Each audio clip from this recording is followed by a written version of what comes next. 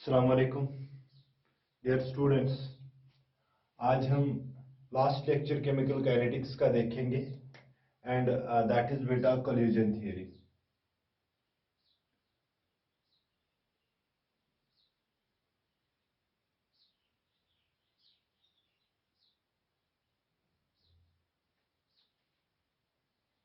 जो हमारे पास रिएक्शंस होते हैं बेटा, वो कैसे होते हैं उसके लिए बहुत सारी थियरीज दी गई है।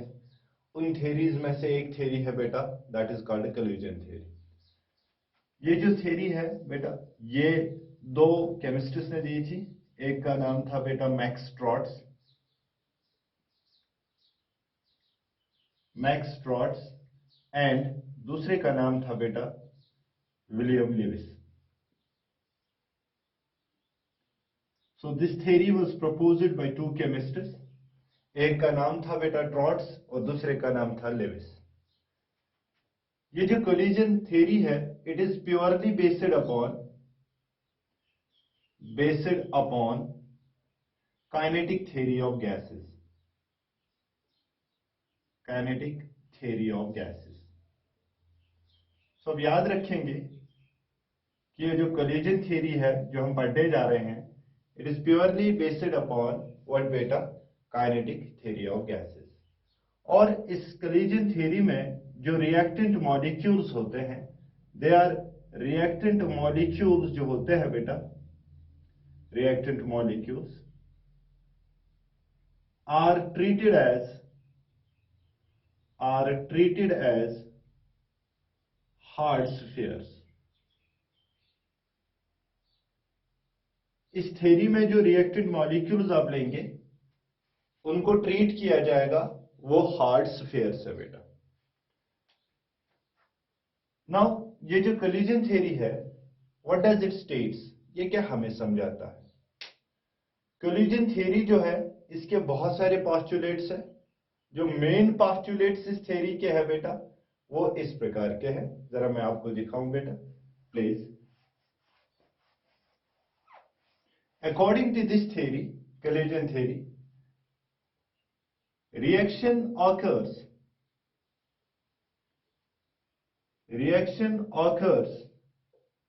by the collisions between the reactant molecules. जो रिएक्टेंट मॉलिक्यूल्स आपके पास है, आप कहते हैं कि रिएक्शन हो जाती है, वो प्रोडक्ट्स बना देते हैं। ये रिएक्शन थ्योरी कहती है कि जो रिएक्शन हो जाएगी अब, वो because of collision between the reactant molecules होंगे। जो आपके रिएक्टेंट मॉलिक्यूल्स होंगे वो कोलाइड करने चाहिए, तभी आपको प्रोडक्ट्स मिलेंगे। ये थ्योरी जो है कोलिजन थ्योरी, इसके बावजूद कि रिएक्शन जो होती है वो ऑकर हो जाती है because of the collision between the reactant molecules. अब जो कोल्यूजन्स होंगे, collisions can be effective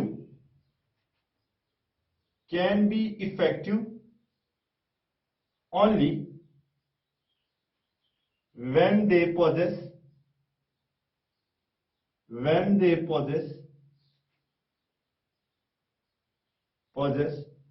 two factors. जो कोल्यूजन हो जाएंगे, यम कोल्यूजन गच्छन रिएक्टेंट मॉलिक्यूलन दरमियान, तिम आसन इफेक्टिव, यानी कि तिम बनावन प्रोडक्ट तेले येल तिम ज फैक्टर गोनेत गोबर म्योन असल पट फॉलो कर। What are those two factors? One is called beta energy factor और दूसरे को हम बेटा कहते हैं orientation factor.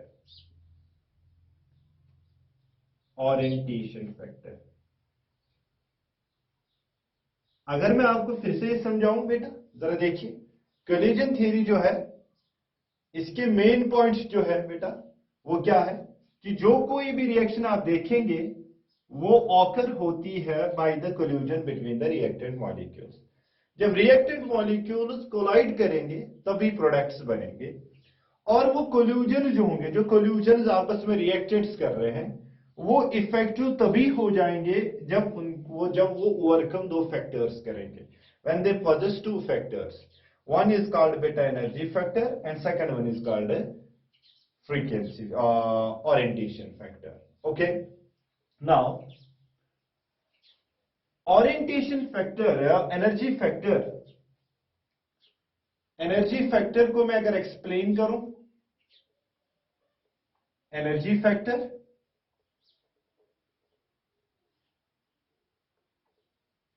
those reactant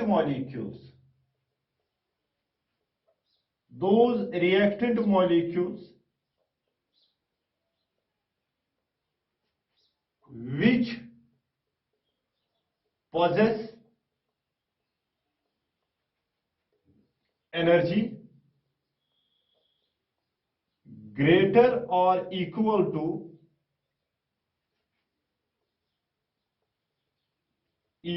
to activation energy undergo effective collision.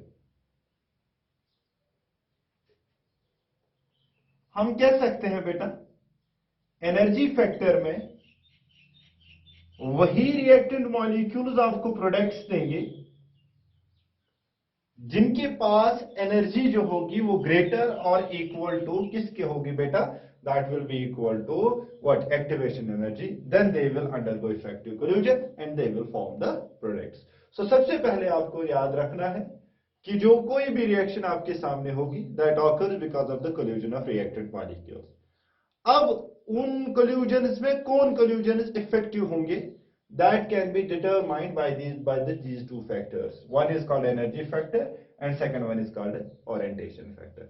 Those collisions, those reactant molecules which collide, which possess energy greater or equal to activation energy, they will undergo effective collision and they will form the products.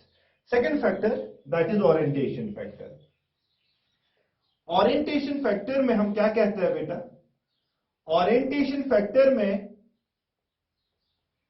वो reactant molecules, those reactant molecules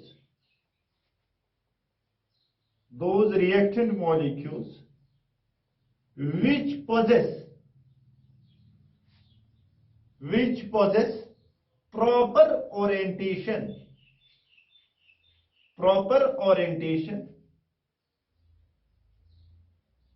undergo effective collision. Reactant molecules की orientation अब होगी, अगर orientation अच्छी है यानी कि proper orientation है, तभी वो कौन से कोल्यूजन दिखाएंगे बेटा, वो दिखाएंगे बेटा इफेक्टिव कोल्यूजन. सो हम कह सकते हैं कि सारे कोल्यूजन जो होते हैं रिएक्टेंट मॉलिक्यूल्स के दरमियान वो प्रोडक्ट्स नहीं देते, खाली वही रिएक्टेंट मॉलिक्यूल्स की कोल्यूजन प्रोडक्ट्स देते हैं जिनके पास एनर्जी फैक्टर भी होगा और उनके पास ओरिएंटेशन फैक्टर भी होगा. यानी कि those reactant molecules which possess energy greater और equal to activation energy, they will undergo effective collision, that they will form the products. अगर किसी रिएक्टेंट मॉलिक्यूल्स में प्रॉपर ओरिएंटेशन है, अगर इम्प्रॉपर ओरिएंटेशन है, then they will not undergo effective collision. They will simply does not form the products. So यहां पर आप याद रखेंगे हमेशा, कोई भी रिएक्शन जो होती है उसके पीछे दो चीजें होती है. One is called beta energy factor and second one is called beta orientation factor. If the reactant molecules are obeying the energy factor and they are obeying the orientation factor, they will produce the beta what? They will produce the products. They will form the products and the rate of reaction will be more. Okay beta. So these were some points regarding the collision theory. So first point मैंने आपको बता दिया कि जो reactant molecules होते हैं they undergo collision to form the products. Okay beta. Second thing, only those collisions are effective, that is they form the products which possess two factors, जिनके पास दो factors होंगे, that is called a beta what, or energy factor, and that is called a orientation factor. अगर आपके reactant molecule जो collide हो रहे हैं, अगर उनके पास एनर्जी ग्रेटर और इक्वल टू होगी एक्टिवेशन एनर्जी की, then they will undergo effective collision, that they will form the products. अगर आपके रिएक्टेंट मॉलिक्यूल्स बेटा वो जो कोलाइड हो रहे हैं उनके पास प्रॉपर ओरिएंटेशन है, then they will form the what बेटा products and they will undergo effective collision. मैं आपको एग्जांपल से समझाऊं जरा ये ओरिएंटेशन फैक्टर, एनर्जी फैक्टर मैंने आपको समझाया है अर्हीनियस इक्वेशन से। ओके बेटा, जरा देखिए ओरिएंटेशन फैक्टर में फॉर एग्जांपल अगर मैं यहां पे एग्जांपल एक प्लॉट कर दूं, NO2 plus NO2 and it will form बेटा N2O4। ओके, देखिए अगर हम NO2 लेंगे, ये देखिए बेटा ये है N, ये है O, आपका NO2 है। अगर बेटा ये होगा N,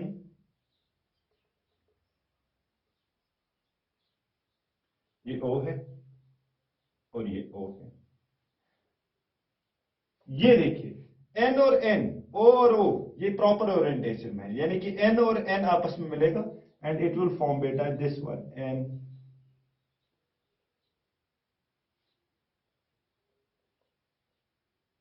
so this will form N2O4. So this rotation, this orientation is proper. So they have proper orientation.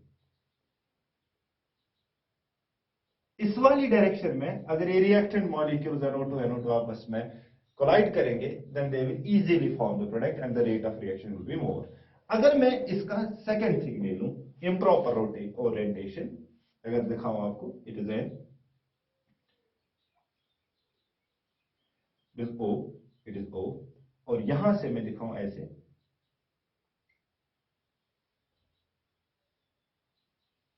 ये देखिए यहां पर N और O है, so it is, they does not form the products, so they will simply form back NO2 plus NO2, so because they have improper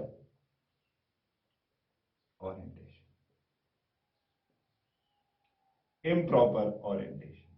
so याद रखिएगा बेटा, अगर आपके मॉलिक्यूल जो रिएक्टेंट मॉलिक्यूल्स हैं वो कोलाइड हो रहे हैं in proper orientation, then they will easily form the products.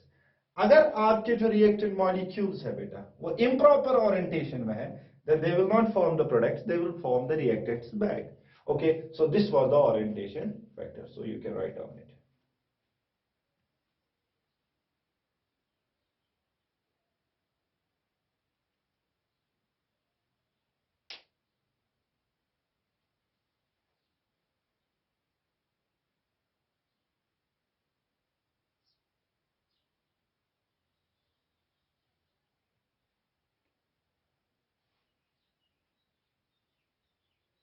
ठीक है बेटा, ओके।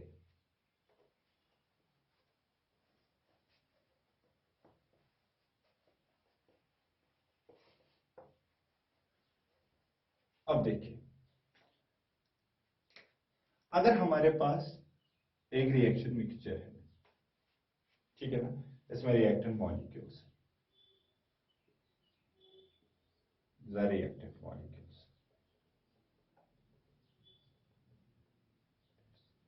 ये रिएक्टेंट्स है बेटा, how many collisions they will undergo in 1 second in unit volume, then that is called beta collision frequency।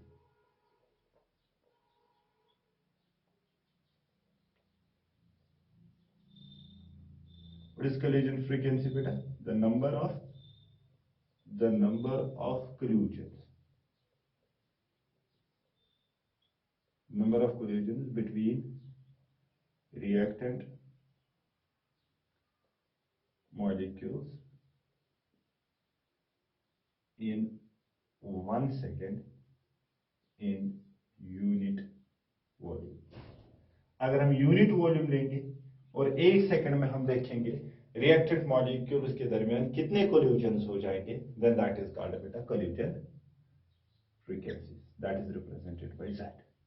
वो हम Z से represent करते हैं। So the collision frequency Z अगर आपको कहीं पे दिखाई देगा तो आप सिंपली कहेंगे कि अगर हम एक रिएक्शन मिक्सचर ले रहे हैं और हम देख रहे हैं कि रिएक्टेंट्स के दरमियान कितने कोल्यूशंस हो रहे हैं 1 सेकंड में, एक यूनिट वॉल्यूम में, देन दैट इज कॉल्ड बेटा कोलिजन फ्रीक्वेंसी। इसके अलावा और एक है बेटा, that is called F. What is F? F is simply the fraction of molecule reactant molecules, fraction of reactant molecules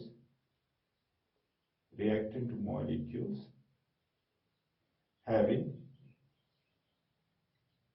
energy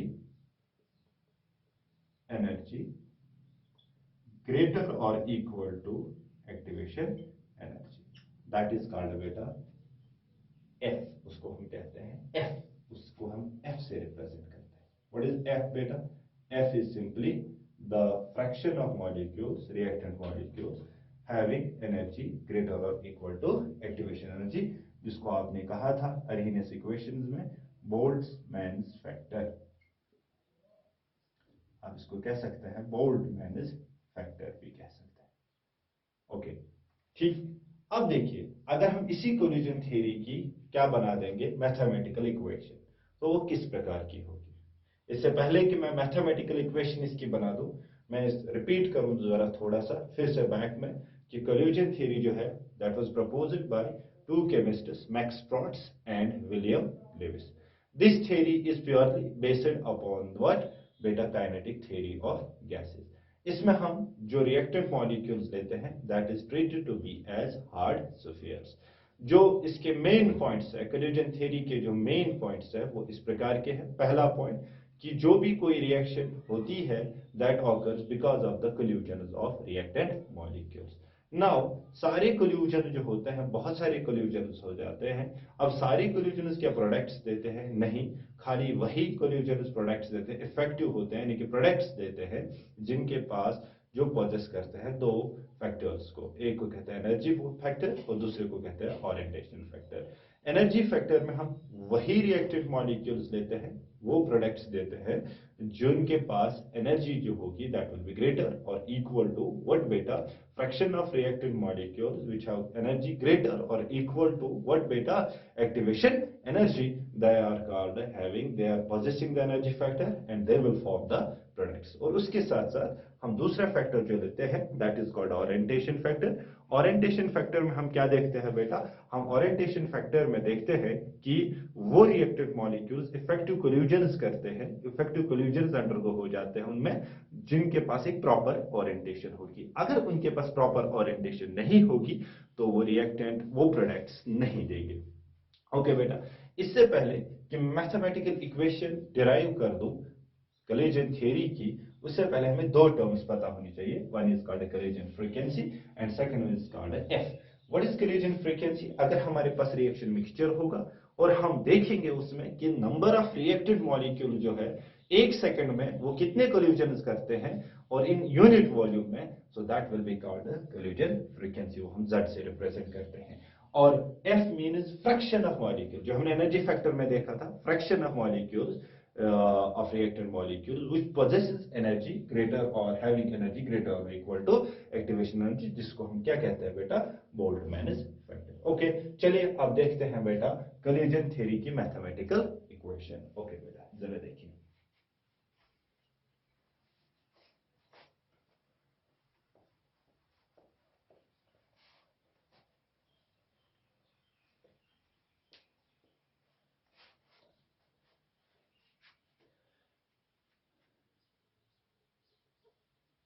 mathematical equation for collision theory. Collision theory की mathematical equation क्या होगी बेटा? जरा वो देख ले। अगर हमारे पास एक रिएक्शन हो रही है A प्लस बी और वो हमें क्या दे रहा है बेटा? वो हमें प्रोडक्ट्स दे रहा है। What will be the mathematical equation of collision theory for this reaction? देखिए बेटा, हम देखते हैं कि रेट ऑफ रिएक्शन जो होती है, rate of reaction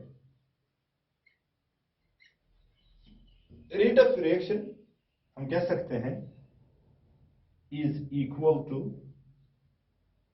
Z into बेटा F। Simply rate of reaction इस वाली रिएक्शन की कि कितने कोल्यूजन्स हो रहे हैं, इनटू बेटा हम उसमें लेंगे खाली वो कोल्यूजन्स जो आपको प्रोडक्ट्स देते हैं। ओके, सो हम लिख सकते हैं माइनस, नहीं सर, ठीक है, that is equal to z into बेटा हम लिख सकते हैं E minus EA divided by RT. Why? Because this is this one. ठीक है ना, क्योंकि हमने कहा था इसको बोल्टमैन्स फैक्टर अरेनियस इक्वेशन में।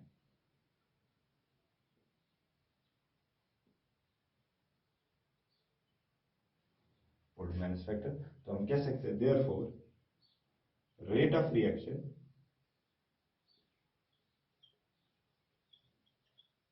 विल बी इक्वल टू, ये देखिए बेटा हम P लगा देंगे, P Z E minus EA divided by RT. What is this P? This is called a steering factor, यानी कि ओरिएंटेशन फैक्टर।